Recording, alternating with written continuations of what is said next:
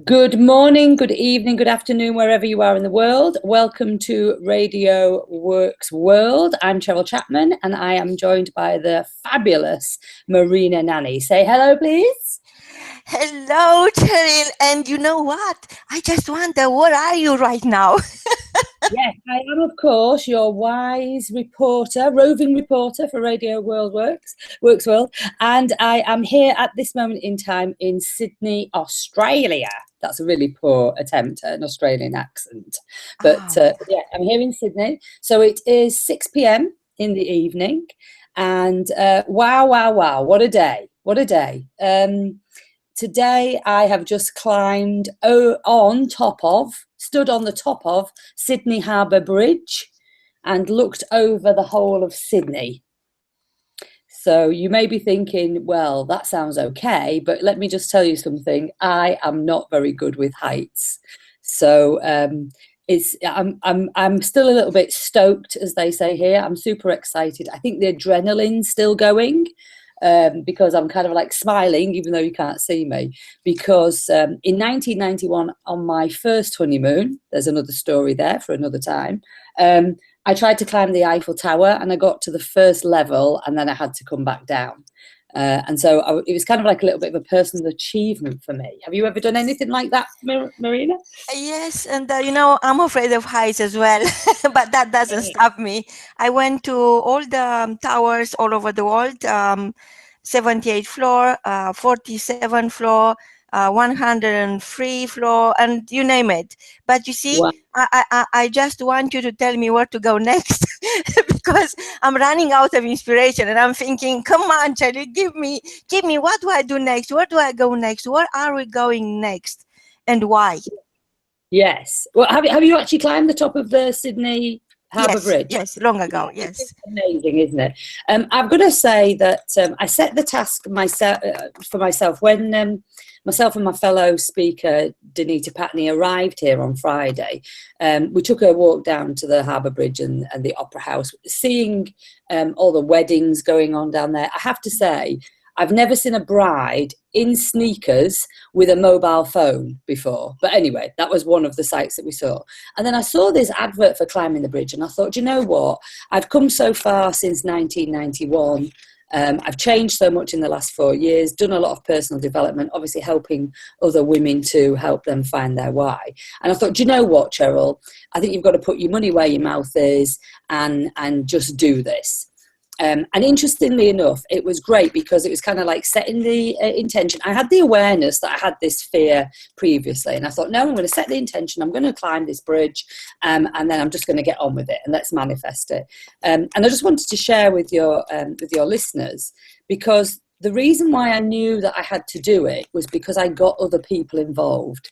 I made a public declaration.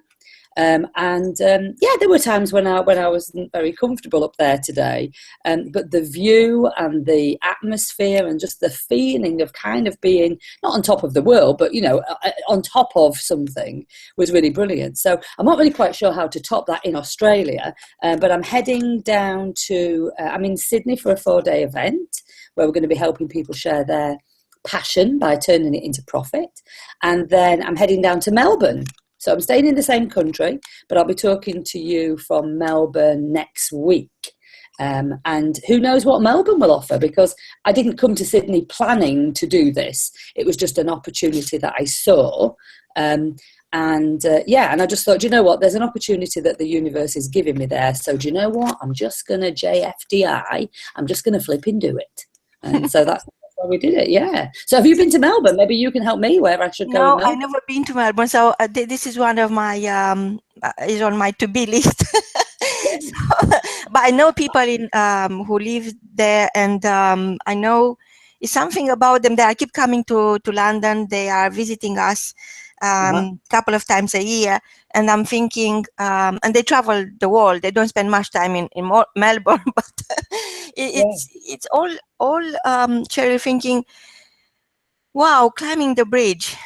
Climbing the bridge is more than a metaphor. Is something that you have to do for yourself, not to yourself. When bad things are happening our lives, we are thinking, why is this happening to me? When actually it's happening for you to see how much and how far you can go.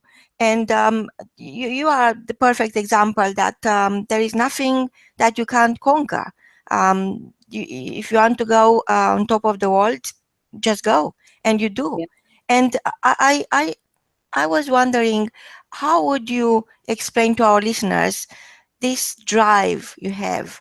In the last 4 years, you've been traveling the world, you've been doing things you never thought possible, and you turn upside down the whole industry, because disrupting an industry you weren't part of before and becoming one of the leaders of this industry is something not many people would have courage to do or even imagine is possible. Yeah, I think it. Thank you for that. Thank you for your kind words. I'm very grateful for you to recognise that or see that in me. But interestingly enough, there's a really very simple process. I know that you had the lovely Marion Bevington on the show earlier this week. Forgive me because I'm not quite sure what day I'm on. I think it's Wednesday today, and Still Wednesday. Marion was a huge influence for me, huge breaking point, when she made me realise that one of the beliefs or one of the values that I had as a child, which was, to be careful, because I was a child left with a key around my neck at 5 years old because my parents both had to work. And my mom used to say to me, be careful. And that stayed with me till I was 48, when Marion, did her super fabulousness work with me, and she continues to do that same work with me now with the Live, Love, Laugh Lounge with the Wise Women community, and it just made me realise that I was still thinking like a 5-year-old. I was still being careful, and so now I'm not careless, if that makes sense. I'm not going to go and stand in the middle of the highway here in Sydney and think, oh, I'm okay, because I'm just going to be careless, but I am a bit more carefree. So I'm not really bothered about what people think about me. I'm not really bothered what people think I should do. I'm not really bothered what others want me to do. I'm just going to do what I want to do. And that might sound a little bit selfish. But what I mean by that is, I'm not going to go out of my way to be disruptive in other people's lives. But I've just got to say, I'm here. Let's say I'm only here for one life.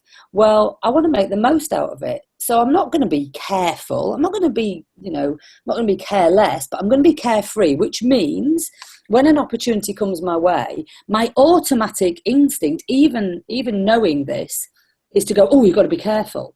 Well, I've dropped that now because I go, oh, hello, hang on a minute. There's no saber-toothed tigers. I'm not in the middle of a road. My life isn't in danger, because that's how I've led my life till I'm 48 years old, if that makes sense. So now I go, so what's the real thing here? Is it dangerous for me to do this next thing? Or is it just this old kind of paradigm, these old habits that I've got? And so now when an opportunity comes, like when I thought, oh my gosh, people are climbing that bridge. Hey, maybe I could do it. And my brain went, oh, you've got to be careful. What if you fall off? What if you do this? What if you do that? And I can't live my life with what ifs stopping me anymore. And interesting, on the bridge today, we found out that the guy who originally came up with the concept of walking over the bridge, and forgive me because I don't know the exact years, but he was basically told no. And he was given a list, and I believe that the guide said, of 64 reasons why he couldn't go ahead, why they wouldn't pass his request to walk over the bridge. And so what he did was he went away and he systematically went through each of the reasons why they said he couldn't do it, and he changed the proposal, overcame the objection. So, for example, they were saying, oh, if people are up there, they're going to disrupt the traffic. So he said, well, I would allow them to wear the same colour grey as the bridge, so they would blend in. That's just one small example.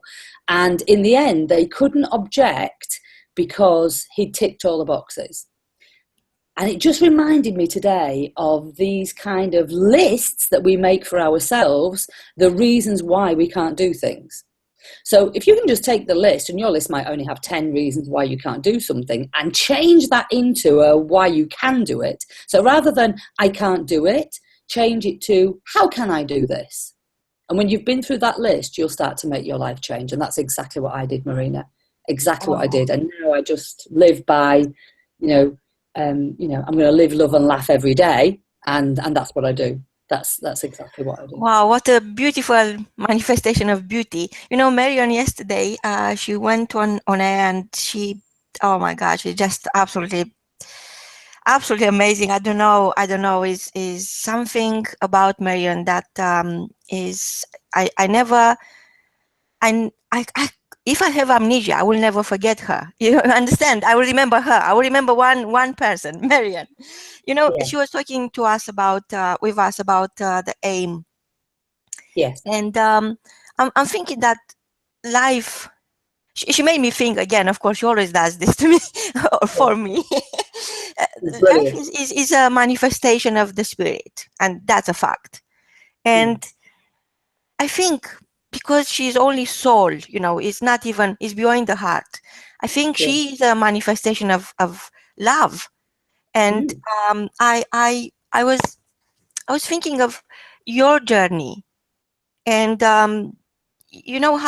how you become this ball of fire, and you touch people's life, and you go through our listeners' brain, and everything that, and you stay there. It's like you take something that is so politically correct, and take it to a place where it's questioned, where is turned upside down. It's like a sculpture. It's like a piece of rock. Like before people meet you, they're like a piece of rock, and after they have that connection with you, they manifest into a statue. And I can't thank you enough for just being in my life, for asking me the right questions, let alone teaching me and everything else. So you see, developing an idea to me is turning the rock into the statue. It is getting your hands dirty, is putting your vision to work, is turning that academic, phrase into something that works, something that is vibrant, something that is manifesting. And manifesting to me is not only life, is manifesting what is after you die, your legacy. So this is why I was hoping you'll tell us more about manifesting your craziest dreams, and being mad about, being obsessed about. How do you cope with so much beauty in your heart? How do you cope with helping so many people? Because each one is another statue to be. Yes, it is, isn't it? Thank you. That's a lovely analogy. I like that. I like the story of David, of course, is when Michelangelo was saying, that there is he could just see David in this marble. He didn't see it as a piece of marble. He just knew that David was in there, and he just allowed himself to go in flow. And that's exactly how I feel at the moment, because at this moment in time, I just know my why. And I know that sounds a cliche, but I didn't know my why before. I just absolutely know what it is I want to do. And my vision is that in 100 years, there will be wise women all over the world. In every country, there will be a wise woman community. It will be run by the local women, because there are different cultures, but they're there to support and really just help to bring the best out of each other. And interestingly enough, that just lights me up. I have no doubt why I'm here now. This is my purpose. And people say to me, how's your husband like? Do you see your husband a lot? I've got a fabulous husband. I've been with my husband for 22 years, and he just knows. He knows that this is my why. And yes, of course, when we see each other, it's brilliant, but I don't see him all the time, because sometimes you have to make sacrifices, and the sacrifice is not a big one for me. It is for our potentially for our relationship, but he knows that I know what I need to do. And interestingly enough, another story from being here in Sydney. Well, there's two stories. I'll share them quickly with your viewers. First of all, I'm sitting yesterday waiting to go on the webinar with my tribe, with my lovely wise women. and Marion's not turning up, and I'm thinking, oh my gosh, is she okay? I haven't heard from her. Anyway, cut a long story short, I'm 24 hours early because I've got the time zone wrong. I did the time zone the other way around. That happens to me a lot, and Yeah. I you get then into when you come back to like back in time because now you are way ahead of us anyway. You'll still be way ahead of us.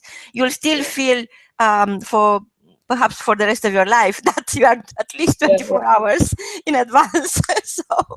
You know what was brilliant? What was absolutely brilliant was that I was up at 3 o'clock in the morning. I wouldn't necessarily have chosen to do that, but I got so much, kind of inspiration because I was like, oh wow, I've got like an extra 3 hours that I didn't think I had, and that's how I feel at 48. At 48, it's almost like I mixed up the time. I was in the wrong time zone, and I realised that I'd got the rest of my life to make up for this mistake, if you like, that I'd made. But the other thing that happened was we went to Manly Beach on Saturday, and the weather was obviously better than it is in the UK at the minute, but it's not like sunbathing weather really. I mean, we tried. We were here. It would be rude to not go on a beach and try and sunbathe. But we gave up after about an hour, and we found a local crystal shop, with some fabulous self-development books, some Wayne Dyer in there. Really beautiful place. And there was a psychic lady in there. And I thought, you know what? I was born in Blackpool on the coast of England, and there were lots of, Gypsy Smith who used to do readings. I'm doing that thing with my hand, whereas I'm not really quite sure if half of them could really tell, we could really read tea leaves or whatever was going on. But anyway, I was drawn to this lady, and I went in. I'm telling you, oh my gosh, I wasn't saying anything. I wasn't giving any clues away. I don't know if you've ever been to, a reading, and you're trying not to look a certain way. I'm not showing her my hands so she can see my painted nails, really trying to be so she can't guess anything. And this woman was just like, this card is amazing. This card is amazing. You are on a mission. I can see you working with other people, linking arms, linking legs, laughing every day, living your life to the full and just loving life. And I'm like, oh my gosh, she knows my trademark. She knows that my trademark, live, love, laugh every day. This is really bizarre. But at the end of the day, she said to me, you know why you're here. You know what you've got to do. And I was just like, it's like she just knew what was going on in my brain. And sometimes, we just need somebody else to look at us, recognize something and tell us what we already know. So I love the film The Wizard of Oz, and I have a pair of red glitter shoes that I wear on stage because the truth is, and it goes back to your analogy of carving people and shaping people from a piece of stone, is that the power was always within you, always within you. If we really take a moment and just really focus on who we are, what we want to really do, we know that there's something bigger for us to do than we're doing at that moment in time, if you haven't got the awareness yet.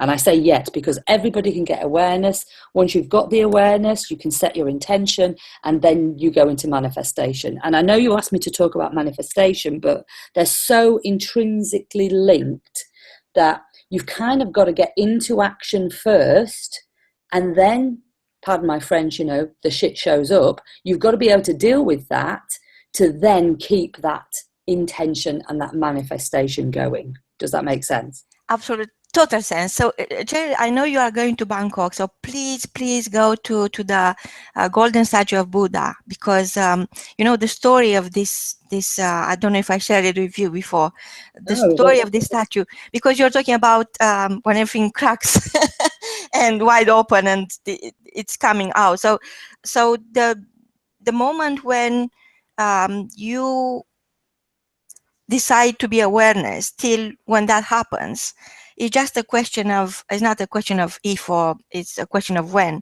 But usually, and we had somebody from Canada sharing his story yesterday. I don't know, perhaps you know him, Forrest. I don't, but yes. Yeah, so you see, regardless what you decide to become aware or not, that decision is going to be made for you.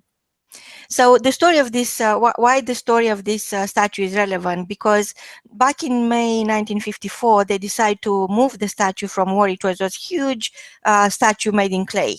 And they decided, they were building a road and they decided to move it away. But when they lifted the statue, because the rope weren't strong enough, the statue collapsed on the ground. So at that moment, cracked. So the light, the daylight hit the statue which was inside, which was the real statue, the golden version of yourself. To me, that's the moment when everybody, regardless you want or you don't want, you become aware, because there isn't another way. You cannot live in this life without being aware of your true worth, of your gold version of yourself. So I really believe that what you help people to do is to laugh till they crack, till they split and they show themselves who they truly are inside, how happy they could be, how relaxed they could be about life, how wise they could be. And this is your gift. This is your God-given gift. It's nothing to understand about. It's there. People are coming to you because of who you are, and because they need to understand their why. And until that moment happen, when the ropes cannot sustain your comfortable life or whatever it is that you feel you are, the clay statue, and until that opens up and unveil the gold version of yourself, there is no progress. And unless it's progress, there is no life. Over to you, Cheryl. What is the key message for today for our listeners? I know you are busy, perhaps very hungry. So I never interview somebody with an empty stomach. So I'm sorry. Yeah, well, I love that story. I didn't know that story, so thank you for sharing it with me. But interestingly, just have a think about that story. The Buddha had to move. Does that make sense? It had to move because it was only when it was in action that the cracks started to appear. So I absolutely agree with you. Everybody needs to be aware of who they are and where they are. However, there are some people who stay stuck in the same place, don't move in any direction, and therefore the cracks never appear. So you've got to move for some cracks to appear, for the ground to be shaken, and sometimes that is done by somebody else, as it was in the case of the Buddha. So my thought for the listeners for today is feel the fear and just do it. Wow. Thank you so much, Cheryl. Until next time, from both of us is good morning, good evening, good night, good afternoon. And remember, go to Cheryl's website and have some laugh, have lots of love and lots of life. Goodbye.